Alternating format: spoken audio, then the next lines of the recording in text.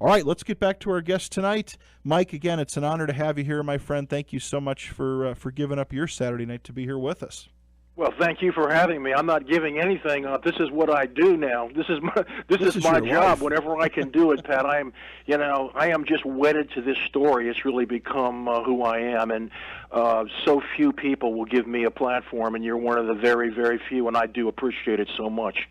Well, I really I appreciate you coming on, and I can tell by the passion in your voice that you're just trying. You're not just trying to. You are getting the word out and letting people know, and not letting the legacy and the legend of this great lady die. Well, I'm doing everything I can, but it's a mission impossible for one guy. There's just no way I can do it myself. We need help, and there's just so few people that are willing to do that. I think that in the next 45 minutes or so, we'll get to what we can. There's just so much involved, and it's all presented logically in my book, Amelia Earhart, The Truth at Last. And this isn't just about selling a book. And this book, believe me, it does deserve to be bought. But this is a cause. This isn't just a book that you put on your shelf. This is American history, and this is a true, real event, a major event of the 20th century that is still being lied about by the establishment, and is still being used to deceive the American people. Now, it's just one of many, but this is the one that I'm, attached to at the hip, and it's just it's impossible to do this by myself. I just feel like the Lone Ranger half the time out here. So thanks for your help. Oh, no problem. We're glad to be here to get the word out, to help you get the word out. Well, I think we'll just, for your listeners that might have just joined or something, it's a 2-hour program. Let's recap what happened to her, and then we'll proceed with some more new information.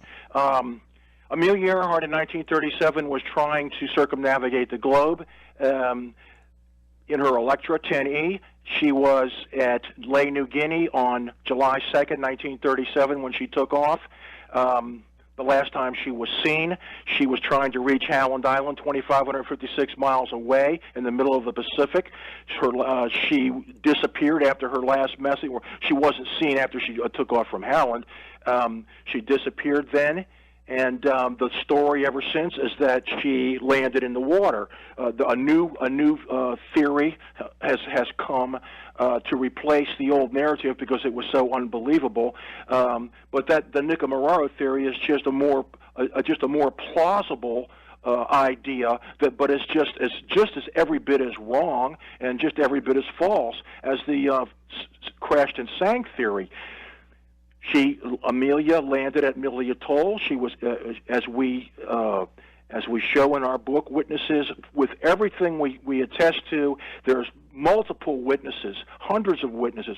She landed at Millie Atoll. She was picked up by the Japanese there. The plane was put on the Koshu. She was taken to Jalawit. From Jalawit in the Marshalls, she was taken to Roy Namor in the Marshalls. From Roy Namor, she was flown to Saipan, we think in a seaplane. And on Saipan, Amelia Earhart and Fred Noonan met their miserable ends. Now, we were talking about Thomas E. Devine, who in 1944, during the invasion of Saipan, saw the Amelia Earhart Electra on Saipan 3 times in one day. The last time it was in flames. It was destroyed under order of President of the United States, FDR. We even have a witness in the book who was in the Oval Office and claims they were in the Oval Office. I know this is incredible. This is one of the more incredible claims in the book. But this witness did come forward and contacted reputable people. Thomas Devine's friend Henry Duda, a former Marine who was on Saipan, took the phone calls from David Finlayson, who said he was a page in the Oval Office in 1944 and heard FDR tell the people that were with him in the Oval Office. One was Harry Truman. He said, we think that might be incorrect. But he was only 16 years old, remember. But he said that he heard FDR issue the order to destroy the plane. Whatever. whether or not Finlayson was in the Oval Office or not, we know that the plane was there, and we know that it was destroyed.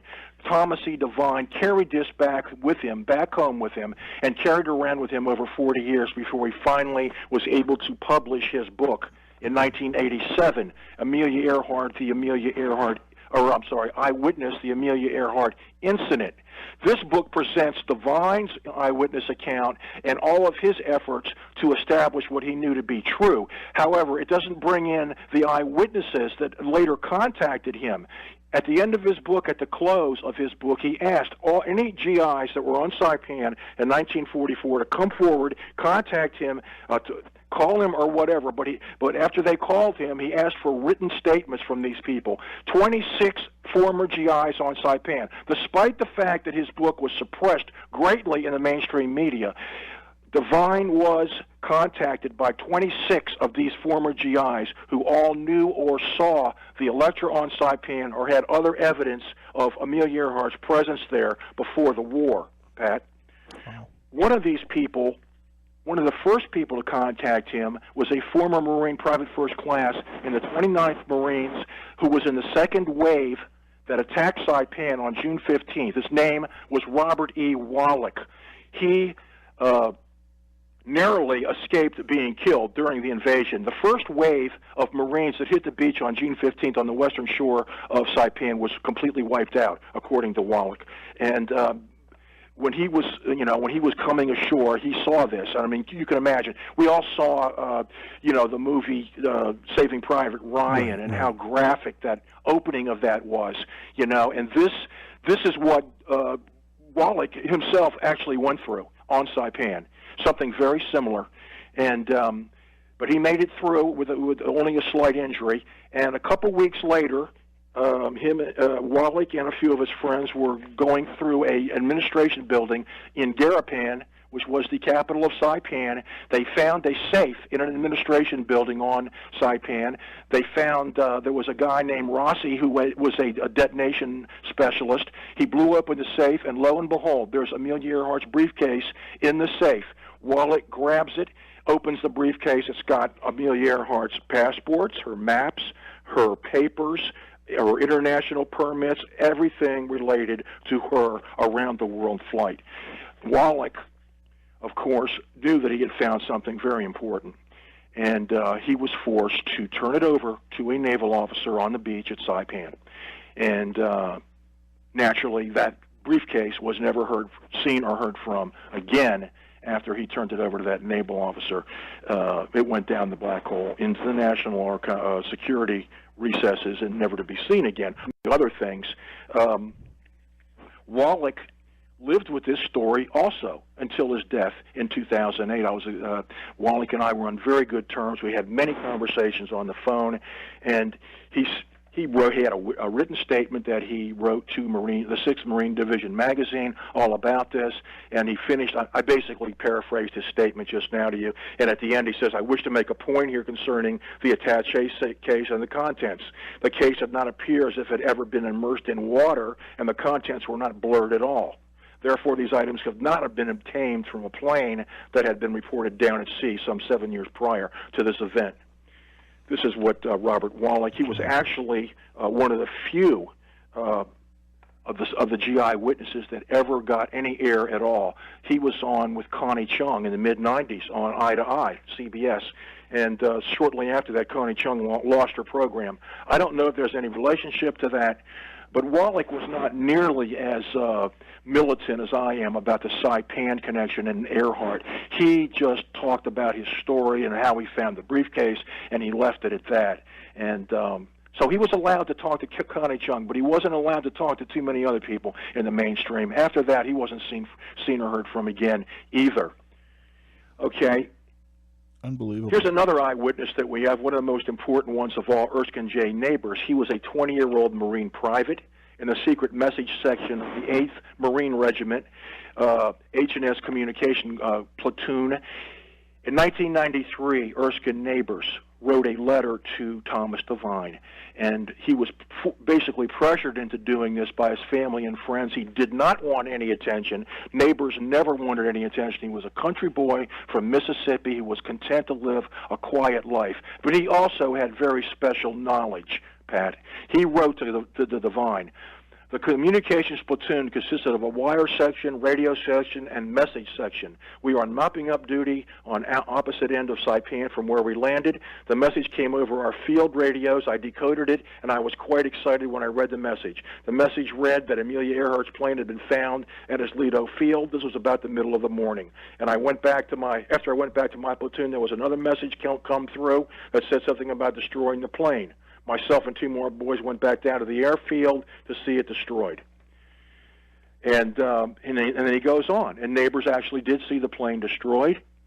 And Neighbors was involved later on with another episode, a much later episode in this saga, right before he died. It's all presented in the book, Pat. There's just so much here. Now the aircraft, it was put on the back of a Japanese ship, correct? Right. And then dumped in the sea? No. The Electra was taken to Saipan. Okay. It was taken to Saipan. It was actually the Bilamon Amaran, who we haven't talked about yet, who was one of the Marshall Islands witnesses. He saw the airplane on the back of the ship at Jalawit. The airplane was taken to Saipan, and it was repaired. It had to have been repaired because it was airworthy in 1944 when Devine saw it, and a few other people also said they saw it in flight in the air. This is a problematic claim, however. A lot of people have a problem with that, and I don't blame them. It's hard to believe that a plane that had a wheels-up landing at Amelia Atoll in 1937 could be seen in the air over Saipan in 1944. I'll grant you that.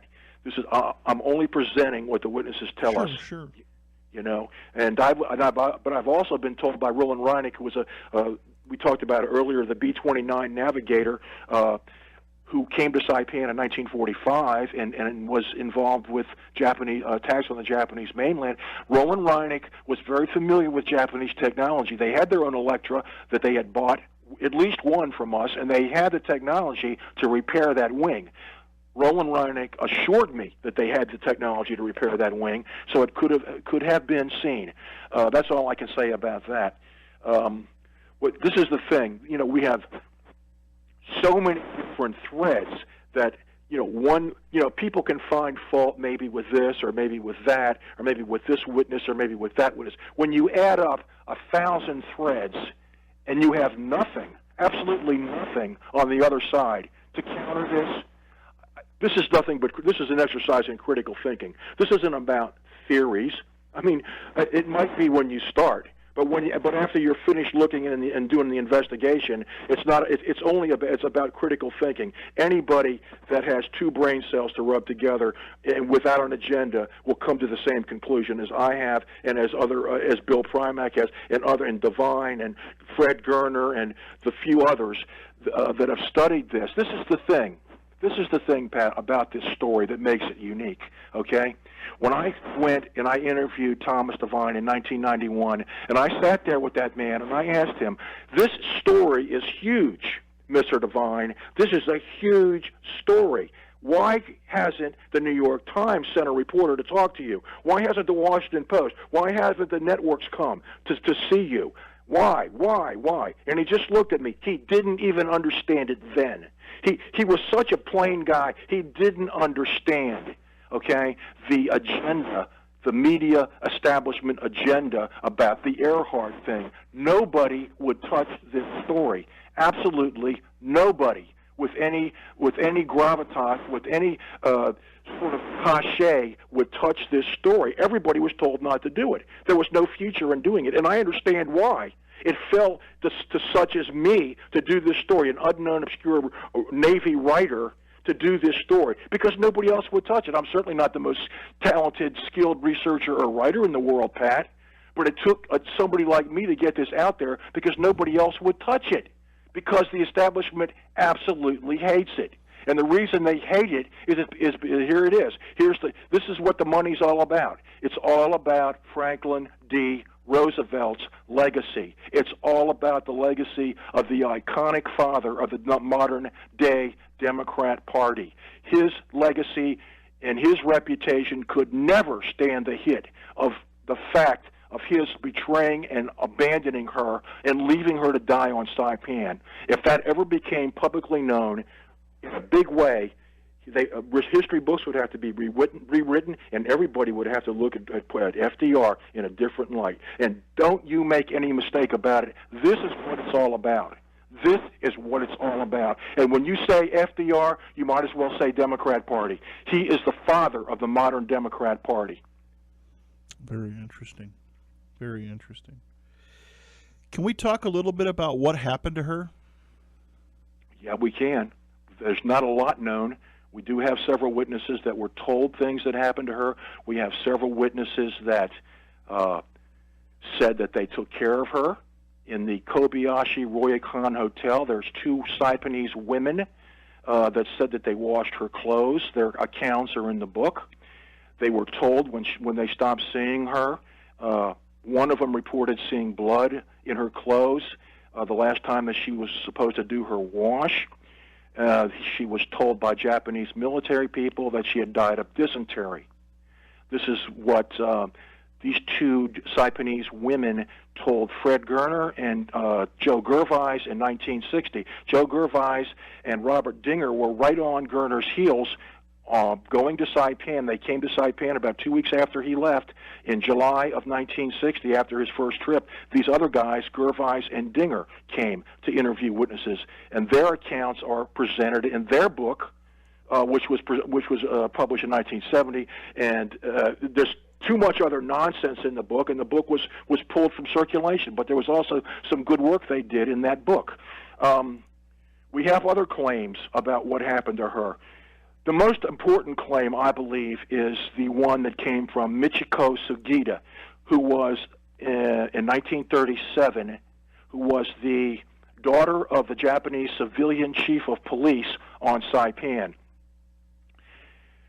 In the mid-70s, Michiko Sugita somehow found out about Devine. His book had not been published yet, but she found out about Devine's investigations because Devine had been to Saipan with Fred Gerner in 1963, looking for the gravesite that Devine was shown.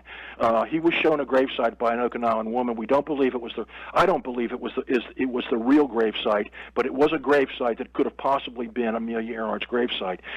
Anyway, Michiko Sugita contacted Devine in the mid-70s, told him about her father being the Japanese civilian chief of police, how she was told by several of his people and by him himself that it was a shame that they had to execute Amelia Earhart as a spy because she was a good person, and they all admired her greatly because she was a pilot and she was beautiful, and they all really hated the idea that they had to do this, but they were ordered to do that, and so they had to execute her. This is what she was told as a 12-year-old on Saipan. She wrote letters to Devine about this, and they became close friends. After about, as close friends as pen pals can be from 10,000 miles away, she sent Devine Olympic stamps of the Tokyo Olympics, and shortly after that, Michiko Sugita disappeared, and none of Devine's letters got through to her anymore. They returned to him saying no such person exists. Wow. What about her navigator? The witness accounts tell us, several witnesses say that they were told that Fred Noonan was very unhappy when he arrived on Saipan. He insulted the Japanese jailers when they gave him some soup, and he was immediately beheaded. We have a witness, one of the most important witnesses of all. Her name is Anna Magathna. She was 7 years old in 1937. She told Donald Cathera, another group of people that went to the island in 1967 and 68 to interview witnesses. She told Donald Cathera she saw a tall white man with a woman kneeling. The tall white man was kneeling beside a grave, and she saw him beheaded at the age of 7. She was hiding in the woods, and she ran away after she saw the man beheaded. She did not know what happened to the woman. We believe that man was Fred Noonan. Because Anna Magathna later on as a full-grown woman in her 30s or so, or let me think now, 67. Let me do the math.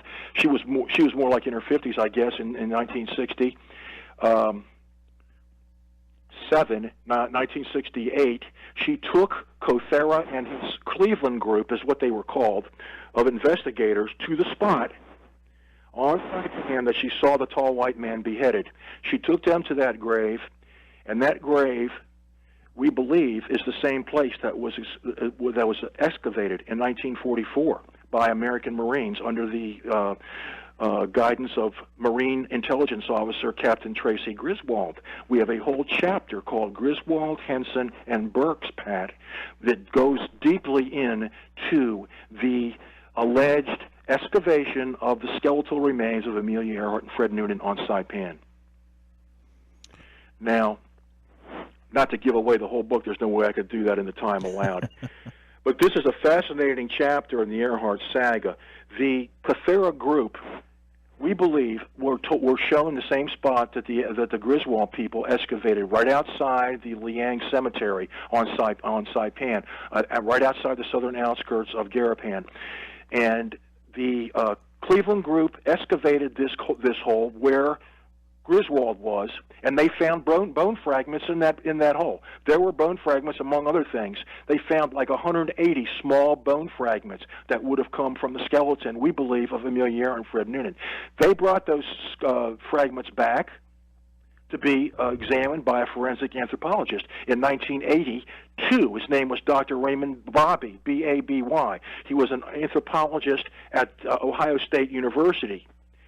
And he said that according to what his analysis stated, that the bones were of a white man and a white female. Now, I don't know about how accurate that analysis was, and I say, and according to what I understand in my research, we did not have the technology in those days to analyze bone fragments that small. We didn't have any DNA or anything, but I think that this is what Bobby wanted people to think and what he really believed they were. And now, if we had those bone fragments, we could match them to an ancestor or a relative of Amelia Earhart. Her niece, Amy Klepner, for one, would have similar mitochondrial DNA. Those bone fragments disappeared under very mysterious circumstances in 1982 after Dr. Bobby died. And they've never been seen since, those bone fragments. The book that Cothera and his Cleveland group didn't write, but it's all about them. The writer was Joe Davidson. The book was Amelia Earhart Returns from Saipan. Was published in 1969, and two more editions of that same book were published. One in 2002, I believe, the latest one. Incredible information in the book. But we bring all that together, plus so much more. Fred Gerner's book, Pat, in 1966, to most people, objective observers, absolutely established the presence and death of Earhart and Noonan on Saipan in 1937, or in the months or years following that.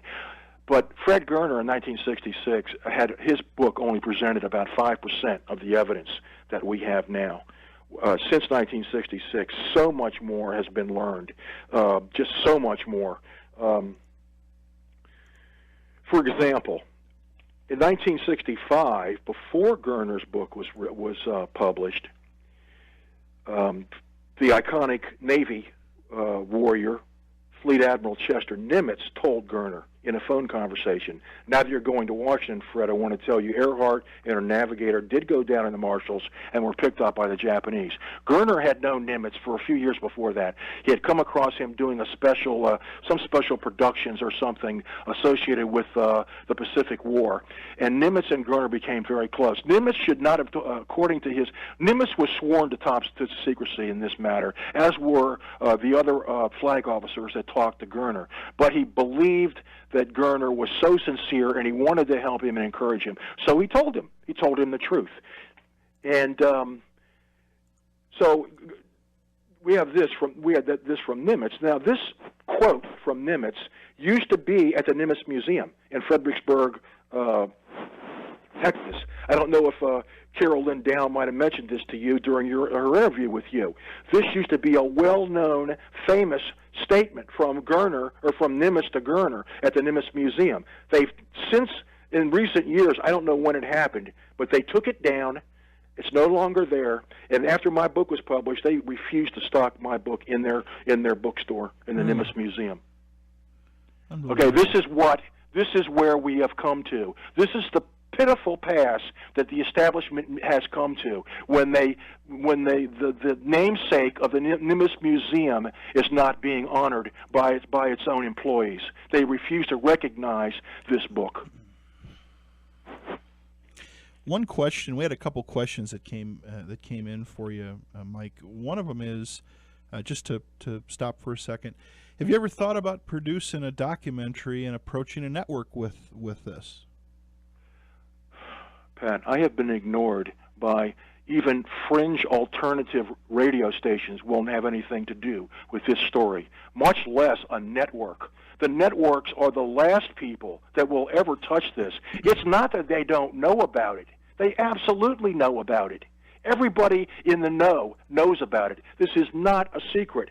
Right. My book is not the first book to reveal the truth about Saipan. It just does it in the most comprehensive way possible, with all the significant things that have been done since Gerner's book was published. There have been a few other books involved with this, though, however, and this is not a secret, Pat. Okay? There's not going to be any documentaries about Saipan. The last time this was done was in 1990 by Unsolved Mysteries. They were an independent group, not affiliated with any major network, and they did present a small segment with Wallach and Thomas Devine, and the name of the segment was New Evidence Points to Saipan. That didn't last long, and Unsolved Mysteries went off the air not too long after that. That's it. That's the last time we've seen anything about Saipan, except for National Geographic. They did a special that did present the Saipan scenario in certain ways. They did interview Robert Wong, because I talked to the producer. That was in 2006, but it was on the National Geographic channel. Nobody gets the National Geographic channel. Nobody watches it. It's one of those things that you have to pay extra for on cable to even see. But they did do a special. That's it. That's all that's been done. Outside of that, Pat, I'll work with anybody to get this story out, but it's just not going to happen. It's just not happening. They don't want it out, believe me. So sad, because again, it's a disgrace that again, this lady's legacy has been put aside for the good of politics, if you will, for other people's benefits. Absolutely right. And as I said, it's not an accident that it fell to the likes of me. I mean, I have no illusions about my status, my ability, my skills. Yeah, I was a decent reporter in the Navy with some decent skills, but but I'm nothing special. I've been pounding away at this story for 26 years. I mean, this book represents 20 years of work, Pat. 20 years of work. This book isn't some fly-by-night thing that you see, 1 week in the store and the next week you don't. Right. I mean, this book deserves so much better than it's getting, because it's like my friend David Martin, who's an excellent writer. He did a review of my book on Veterans News Now, a website, and he said, don't expect the media to be directing you to this book, because he said, I'm trying to remember what Martin wrote. He really wrote a really nice review. It was in August, a couple months after the book was published, and he said the media doesn't ignore this book because the evidence for Saipan is so weak. It's because it's so strong. There is nothing. This whole idea, and I'm repeating myself again, and we're at the expense of so much new information. But this idea that it's a mystery is a myth. This has become part of the American cultural furniture, so that it's so hard. And that, if people aren't sick of it, aren't sick of hearing that it's an irresolvable puzzle, they don't even know about it. They're either sick of it or they don't know about it. Almost no one is really curious. There's a few people like you, and then there's older people that are interested, that remember Fred Gerner's work, remember how this country was actually really excited about the fact that she was found. But even in 1960, Pat, even in 1960, after that headline hit the San Mateo Times, Earhart mystery is solved. No other paper in this country ran that headline. Nobody else covered that story that I know of. Nobody. Even in 1960. The word quickly went out. Okay? We don't touch this story. So sad. But I mean, if I wouldn't be here, I wouldn't be talking to you if it were otherwise. If it were otherwise, but it's not. It's not otherwise. Here's another one, Pat. Here's another one for your listeners to contemplate. Sure.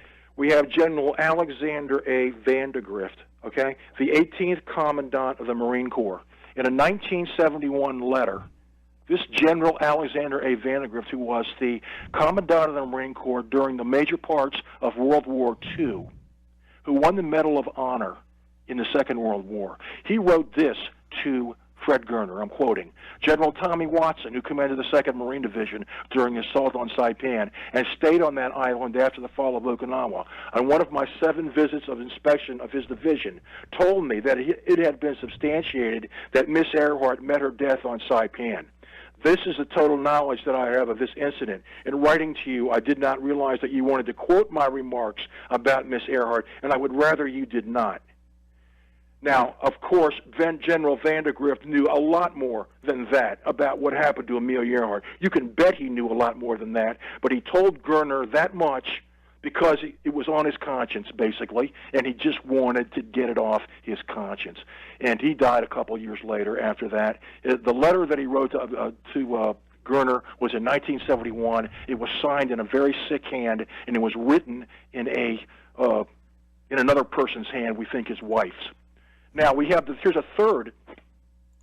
Where is my third flag officer? We have General Graves Erskine, who was a brigadier general of the V Amphibious Corps on Saipan in 1944. In other words, the V Amphibious Corps, Pat, was the central authority on Saipan. They were in charge of the entire operation on Saipan, and this General Graves Erskine came to Gerner's office in 1966, November, several months after. I'm not exactly sure what month the search for Amelia Earhart was published, but this General Graves Erskine, while he was waiting to go on with Gerner, told 2 of Gerner's close associates. One was the CBS West Coast Vice President, Jules Dundas, and the other one was Dave McElhatton, a KCBS newsman. Quote, it was established that Earhart was on Saipan. You'll have to dig out the rest for yourselves. This is what Graves Erskine told 2 of Gerner's friends.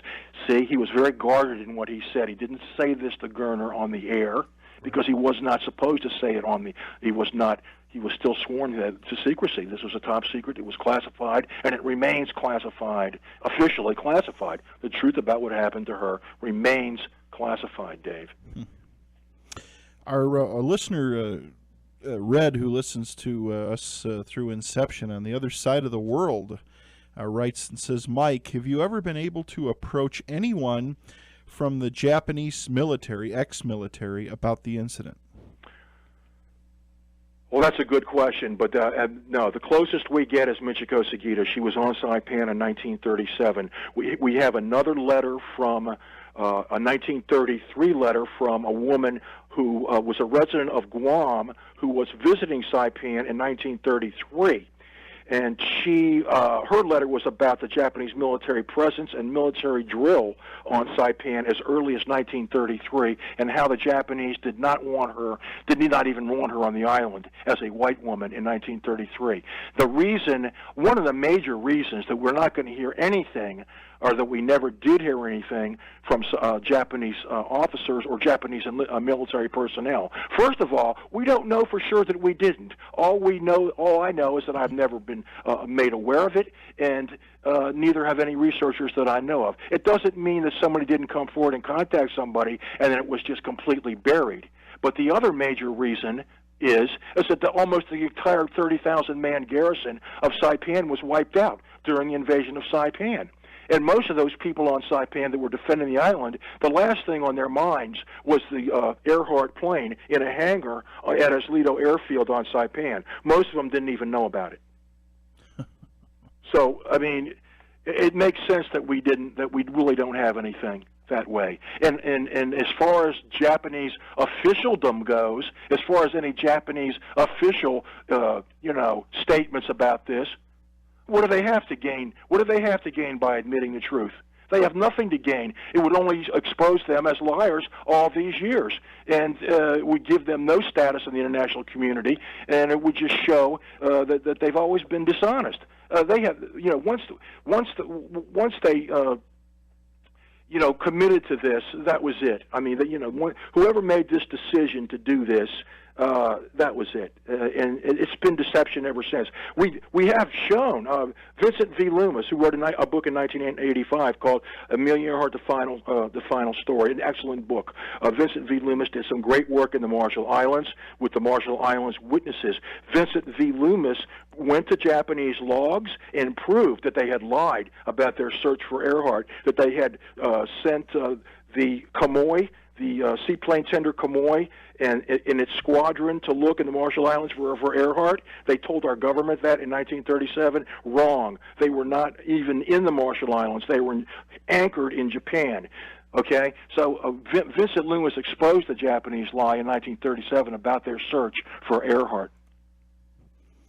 Unbelievable.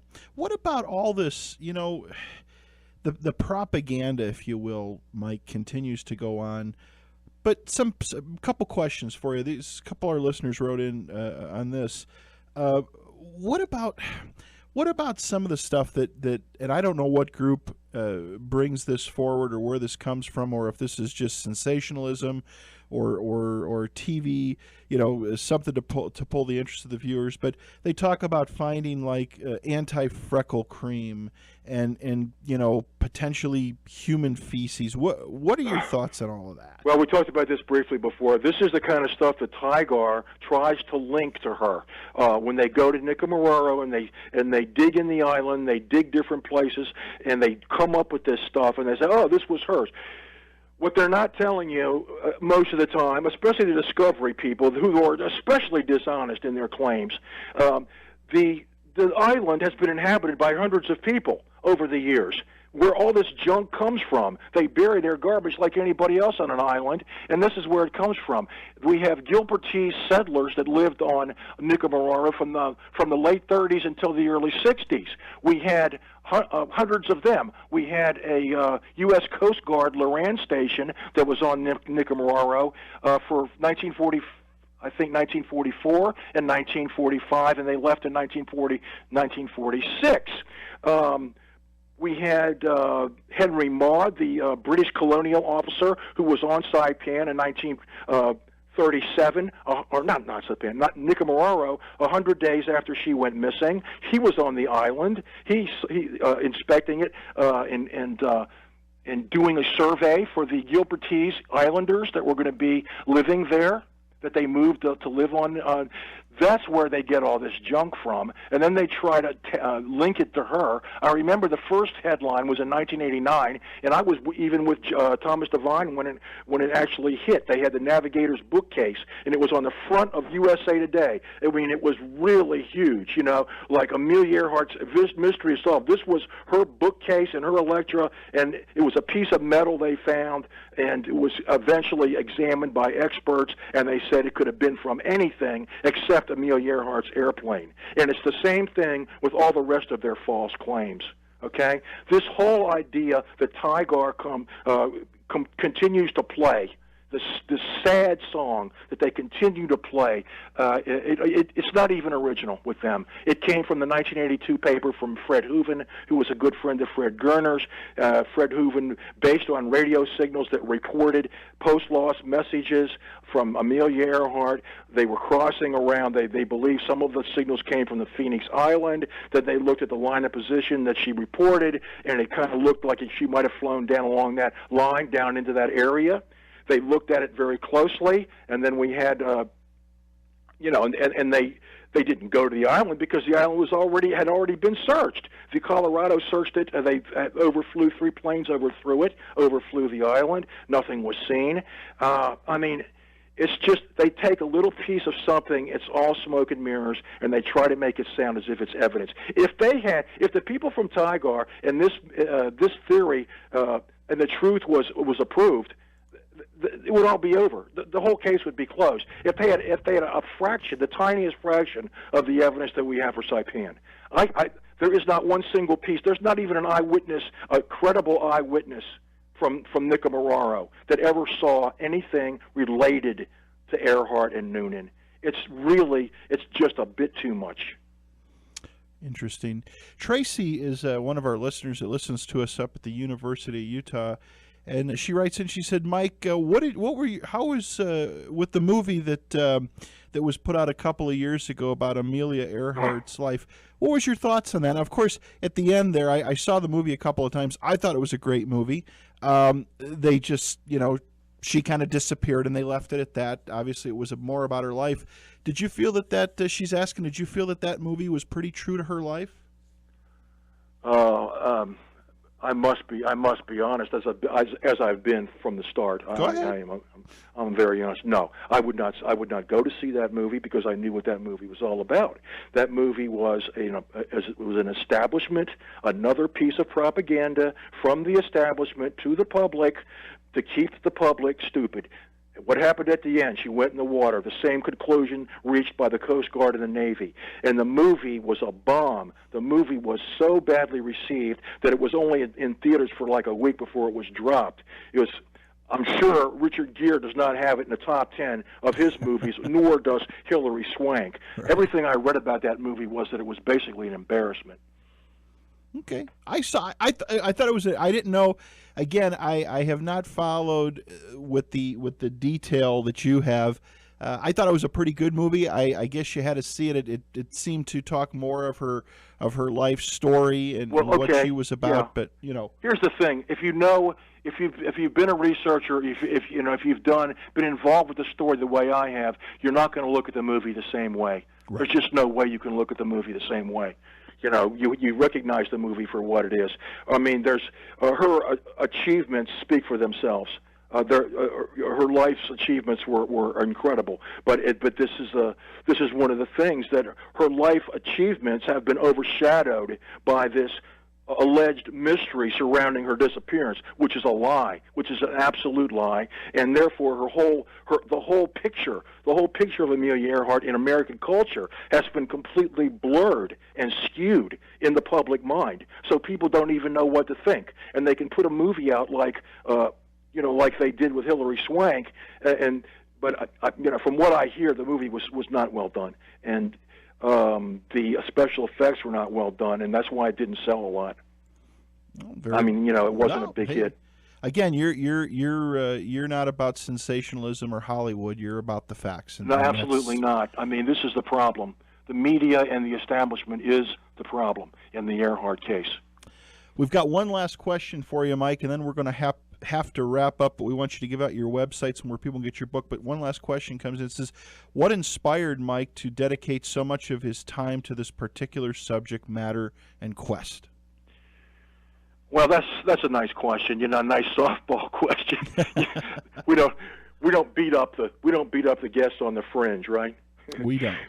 Well, I mean, when I first started studying this in 1988, I mentioned a book that was done by about Joe Gervais' investigations. It was called Amelia Earhart Lives. That was the first book that I read, and with that first book, I was immediately hooked into this mystery. I was just completely captivated. And then, after I read Thomas Devine's book, I wrote Thomas Devine a letter, and he responded to me. And it just really, I was just so touched by his kindness in talking to me, and then we became good correspondents, and then I went to visit with Devine, and what I saw and what I understood what this story had done to this man and what it had done to his life and how his life had completely changed because of what he had seen on Saipan. When I just realized all this, it just all I internalized all of it, and it just all. I don't know when exactly I became committed to it, but it just became more and more. 2002 we published With Our Own Eyes, and then in 2006 I was asked to do a second edition of With Our Own Eyes. A year later, I had added 100 pages of that book to the second edition of With Our Own Eyes, but the publisher dropped it, dumped it without apology, told me she would not publish it. So at that point, I was flat-footed with 100 pages and so I said, 100 new pages of research, Pat. I said, what am I going to do? So I said, I'm going to write a new book. So I wrote beginning in 2007, and I didn't finish it until 2010. This book is the most significant, presents the most significant, all the significant evidence. It's all here, Pat. It's all here, the truth at last. Where can our listeners get your book? They can get it on Amazon.com. Just go to Amazon.com and search for Amelia Earhart, The Truth at Last, or Mike Campbell, or go to my website, Earhart Truth. That's two T's in the middle. EARHARTTRUTH.com. Please go and look at the Amazon reviews. The few people that have read the book, actually it's doing well for an Earhart book but people don't care about Earhart. If you go. It's too late for me to get into all that. We're doing well for Earhart as Earhart books go, but so few people care about Earhart, the disappearance path. So few. Well, your passion and your voice and in your work, Mike, without a doubt, is an honor to that lady, and what you're doing is it's the right thing. And thank you, family. I know it is. I'm absolutely certain it's the right thing. I want to thank you so much for being here tonight, and I hope that we can get you on again down the road a little bit sure. in the fall and talk about more things. There's a big development coming up. I'm going to be speaking to the 99s in Wichita, Kansas in late September. This could be a breakthrough. Sounds great. Mike, my friend, thank you so much for being here this weekend. It was an honor to have you on the program. I will stay in touch. Keep sending me the emails. I love reading all this stuff. We'll stay in touch, and we'll get you back on again. Thank you very much.